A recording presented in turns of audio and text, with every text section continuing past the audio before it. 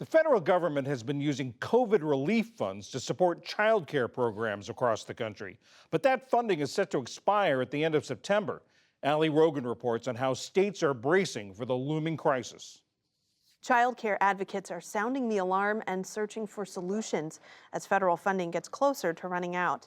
The price of childcare has risen steadily in recent years, with the average annual cost ranging from $4,000 to over $24,000 in some parts of the country.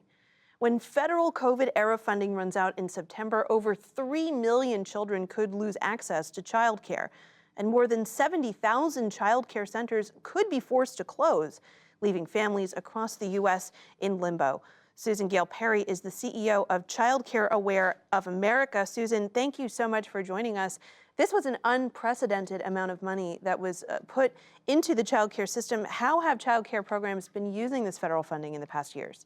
Thank you so much for the question. I always like to start with the good news, and the good news is that the number of childcare programs across the country has really rebounded to pre-pandemic levels, and that is the direct result of a $50 billion investment that Congress made in pandemic childcare relief funds. And frankly, some incredible work on the part of state and federal partners to make sure that childcare programs got that money when they needed it and how they needed it. And many childcare programs, Ali, are using those funds to boost the wages of their childcare teachers, to stabilize some of their back-end costs when there were not children in care and they didn't have the parent fees coming in. I think it's important to establish just the importance of these programs. Tell us about the services that these childcare and early education facilities provide to children. I love that question because I always think about childcare as a triple play. So what we know about high quality childcare is, first of all, that it really helps parents go to work and be on the job and focused on their job if their kids are in good quality childcare. But we also know that when children are healthy, safe, and learning in these childcare programs, we're going to benefit from that in their school readiness later in life. Childcare benefits all of us and our entire economy because when parents can go to work and children are healthy and doing well, we all thrive. What are your main concerns for what happens to childcare facilities when this funding runs out?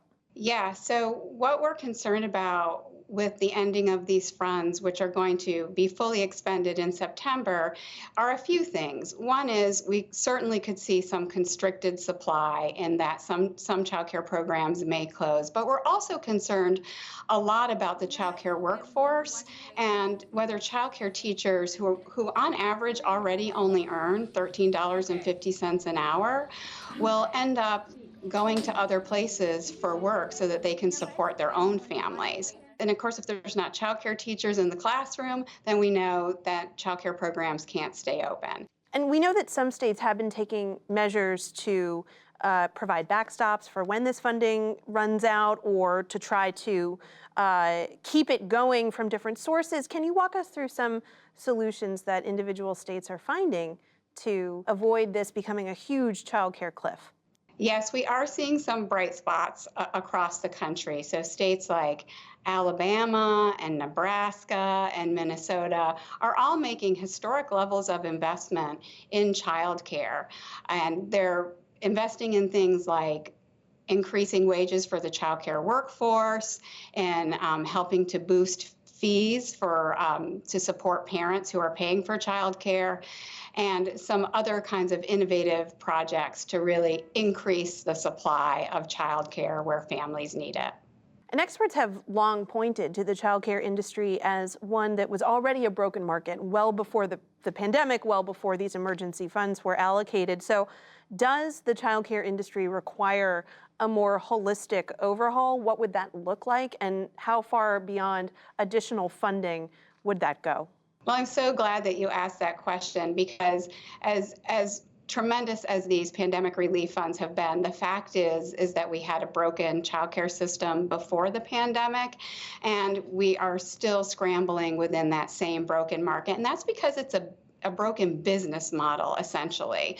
So, childcare is a labor-intensive business. It takes a lot of people who are well-trained to be in classrooms of toddlers, 10 or 12 toddlers, and that's expensive. And right now in our country, we rely almost exclusively on parent fees to pay for that childcare. And we were pleased to see that the Senate has recommended increased level of childcare, recognizing that it's going to take everybody to help really fix our broken childcare system.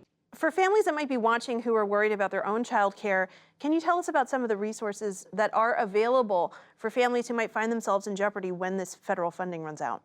Absolutely. Well, we always like to say that the first best place for parents to go is their local child care resource and referral agency. And they can find the names and numbers of those programs at childcareaware.org.